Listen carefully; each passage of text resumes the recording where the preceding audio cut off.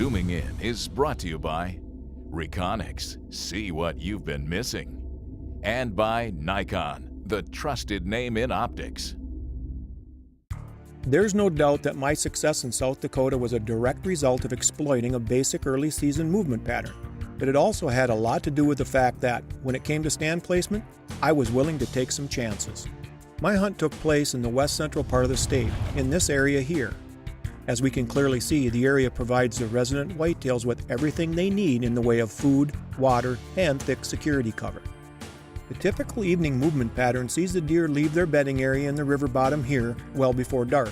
They jump a fence here and make their way across this field of tall prairie grass before entering this patch of stunted shelter belt trees.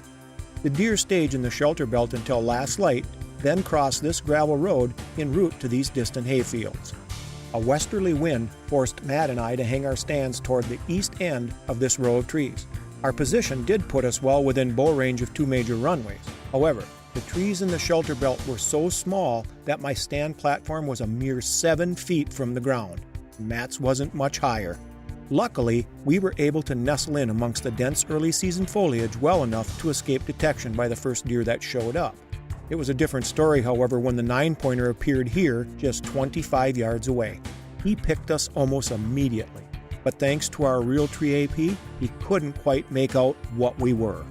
The buck stared us down for over 30 seconds before turning and slowly walking to this point 27 yards away and stopping broadside. I had to wait until no other deer were looking before I could draw and take the shot. At the hit, the big whitetail took off and ran straight west back toward the river bottom. The NAP Hellraiser Broadhead performed perfectly, and the 9-pointer made it only about 200 yards before dying right here.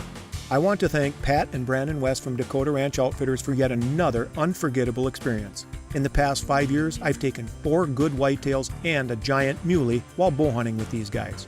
More importantly, our hunts together have led us to establish deep friendships, and I wouldn't trade that for anything.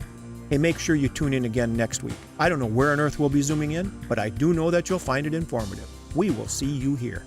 Zooming In has been brought to you by Reconics and by Nikon.